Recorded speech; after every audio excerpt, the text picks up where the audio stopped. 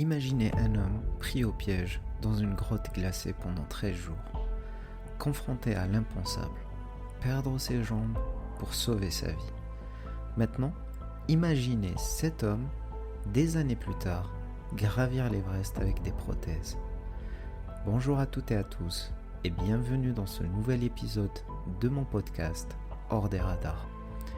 Aujourd'hui, je vais vous conter l'incroyable histoire de Mark Inglis, l'homme qui a su transformer une tragédie en triomphe. Alors restez jusqu'à la fin pour connaître tout de son histoire, ses réussites et ses tragédies.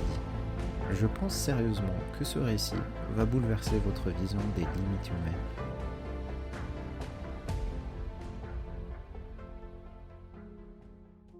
On est en 1959, en Nouvelle-Zélande. Mark est né dans un petit village au pied des majestueuses Alpes du Sud. Ces montagnes immenses, aux sommets enneigés toute l'année et aux falaises escarpées, deviennent très vite une source d'inspiration et de fascination pour le jeune Mark. Enfant, il passait des heures et des heures à explorer les collines environnantes, rêvant de gravir un jour les plus hauts sommets de son pays. Son rêve, devenir un alpiniste professionnel, un explorateur des plus hauts sommets. Doté d'une grande ambition et d'une volonté de faire, il se consacre pleinement à cet objectif. À seulement 23 ans, après des années d'entraînement intensif et d'expérience en montagne, il réalise une étape importante en devenant secouriste en montagne. Ce rôle n'est pas seulement une profession pour lui, mais une manière de redonner à cet environnement et d'aider les autres à surmonter les dangers de ce paysage grandiose mais impitoyable. En 1982, son rêve prend une tournure dramatique. Mark et son coéquipier Philip Doole effectuent une mission d'entraînement sur le mont Cook, le plus haut sommet de Nouvelle-Zélande. Une violente tempête les surprend. Coincés dans une petite grotte de glace à 3300 mètres d'altitude, ils sont contraints d'y rester pendant 13 jours. 13 longs jours, dans un froid glacial, avec peu de nourriture et un espoir qui diminue de jour en jour. Quand les secours arrivent enfin, Mark est vivant, mais ses jambes ont subi des gelures sévères. Les médecins doivent amputer les deux jambes sous les genoux. Imaginez ce que cela signifie pour un homme qui vivait que pour la montagne. C'est une tragédie absolue pour Mark. Pourtant, ce n'est que le début de son histoire. Après l'amputation, Mark plonge dans une période de doute profond et de désespoir. Comment pourrait-il retrouver un sens à sa vie sans les jambes qui lui avaient permis d'explorer le monde? Pendant des semaines, il lutte contre des pensées sombres, mais il trouve rapidement une étincelle, l'envie de se reconstruire, de ne pas laisser cette tragédie définir le reste de son existence. La réhabilitation commence par un apprentissage ardu, marcher avec des prothèses, très compliqué pour lui. La douleur est presque insupportable. Chaque pas lui rappelle ce qu'il a perdu. Pourtant, Mark refuse d'abandonner. Ses proches, qui l'encouragent constamment, deviennent sa force. Petit à petit, il regagne de la mobilité. Ses premières balades deviennent des courses de vélo. Et bientôt, il se met à skier à nouveau. Pour Mark, il ne s'agit pas simplement de retrouver une vie normale. Son objectif maintenant est plus ambitieux. Dépasser ses limites et prouver à lui-même que tout reste possible. En l'an 2000, il participe aux Jeux paralympiques de Sydney en cyclisme. Ce moment est la concrétisation de milliers d'heures d'efforts acharnés. Lorsqu'il remporte une médaille d'argent, c'est une victoire sur son passé autant que sur la piste. Ce succès change la donne pour Mark. Il se rend compte qu'il peut encore accomplir de grandes choses. Les montagnes, son premier amour, continuent de l'appeler. Son rêve d'alpiniste n'est pas mort. Au contraire, il renaît plus fort que jamais. En 2006, Mark Inglis se lance dans l'exploit de sa vie. Un exploit que peu osent envisager. Gravir l'Everest, le toit du monde, avec ses prothèses. Ce défi n'est pas seulement physique, il est aussi mental et symbolique. Il incarne tout ce que Mark défend, la résilience, le courage et la détermination. Pour préparer cette ascension mythique, Mark s'entraîne pendant des mois et des mois avec une discipline et une rigueur de fer. Chaque détail compte. Il adapte ses prothèses pour qu'elles puissent résister à la glace coupante, au froid mordant et aux conditions extrêmes de l'Everest.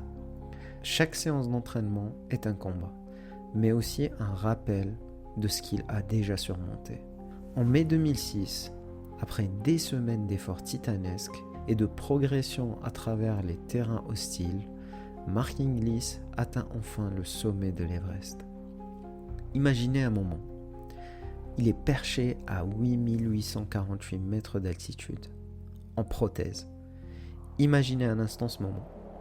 Le souffle court, les muscles en feu, mais la vue imprenable d'un monde qui s'étend à perte de vue. Il est le premier double amputé à réaliser cet exploit, un véritable triomphe sur l'adversité. Quand Mark redescend à la base, il n'est pas seulement un alpiniste, il est devenu un symbole vivant de la capacité humaine à transcender ses limites. Un héros qui inspire des millions de personnes à croire en l'impossible. Sa réalisation résonne bien au-delà des sommets. Elle parle à tous ceux qui, face à l'adversité, cherchent la force de se relever et d'avancer. Cependant, cette victoire a un coût. Les conditions impitoyables de l'ascension causent des blessures graves à ses jambes et des gelures aux mains qui l'obligent plus tard à subir l'amputation d'une partie de ses doigts. Aujourd'hui, Mark est bien plus qu'un alpiniste. Il est devenu une voix puissante pour le courage et la détermination. En tant que conférencier renommé, il parcourt le monde pour partager son histoire et motiver des milliers de personnes à surmonter leurs propres obstacles. Ses interventions sont empreintes de sagesse et d'émotion, rappelant que les plus grandes victoires naissent souvent des défis les plus rudes. En parallèle, Mark s'est consacré à l'écriture pour immortaliser son parcours. Son livre No Mean Feat est un témoignage à la fois poignant et inspirant, relatant avec une sincérité brutale les souffrances, les triomphes et les leçons de vie qu'il a tirées de son expérience. Ce livre est devenu une source d'inspiration pour des milliers de lecteurs à travers le monde. Mais Mark ne s'est pas arrêté à inspirer par ses mots. Il a fondé une organisation caritative destinée à soutenir les personnes amputées et les jeunes handicapés, leur offrant ainsi des ressources, des formations et des opportunités pour reconstruire leur vie. Sa fondation est une illustration concrète de sa philosophie. Aider les autres à découvrir leur potentiel et à embrasser leurs différences comme une force. Son message, aussi simple qu'universel, résonne avec une vérité profonde. Ce n'est pas ce que vous avez perdu qui compte, mais ce que vous faites avec ce que vous avez.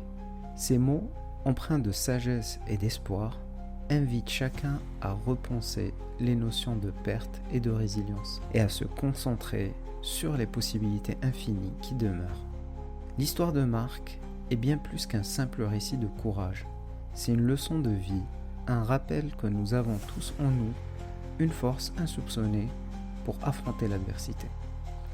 Alors la prochaine fois que vous vous sentez accablé par un obstacle, pensez à Mark Inglis. Pensez à cet homme qui a gravi l'Everest sur des prothèses et souvenez-vous que l'impossible est souvent juste une question de perspective.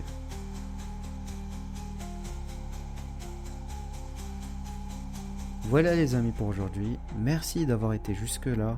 J'espère que vous avez été inspirés par l'histoire de Mark, j'espère que ça vous a donné un peu plus de motivation à croire en vos rêves et surtout continuez à explorer, à rêver, à croire en vous. N'hésitez pas à nous laisser un petit commentaire sur Instagram si vous êtes de passage. Sinon, moi je vous dis à un prochain épisode, prenez soin de vous et à bientôt.